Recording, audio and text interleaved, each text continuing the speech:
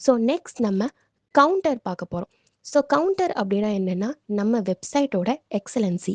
So கவுண்டரோட heading வந்து நான் அவர் fashion அப்படின்னு நான் கொடுத்துருக்கேன்.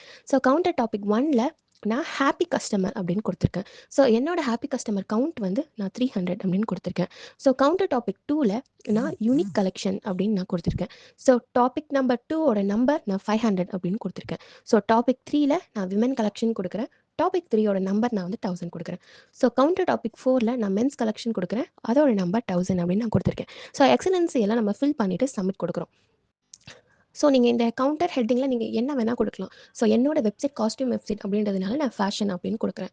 ஸோ உங்களுக்கு என்னென்ன எது வேணுமோ நீங்கள் எங்கே கொடுத்துக்கலாம். ஸோ ஆர் எக்ஸலன்சி கொடுக்கலாம், ஆர் அச்சீவ்மெண்ட் அப்படின்னு கொடுக்கலாம். ஸோ என்ன வேணால் நீங்கள் எங்கே கொடுக்கலாம். ஸோ இது எப்படி அப்டேட் ஆயிருக்கு அப்படின்றத நான் என்னோட வெப்சைட்டில் உங்களுக்கு போய் நான் காமிக்கிறேன். ஸோ நான் சொன்ன எக்ஸலன்சி இதுதான். ஸோ ஆர் ஃபேஷன் என்னோட எக்ஸலன்சியோட ஹெட்டிங், நான் சொன்ன happy customer, unique collection, women's collection and men's collection. So இதே தான் எக்ஸலன்சி. ஸோ இப்படி தான் கவுண்டர் நம்ம ஆட் பண்ணணும்.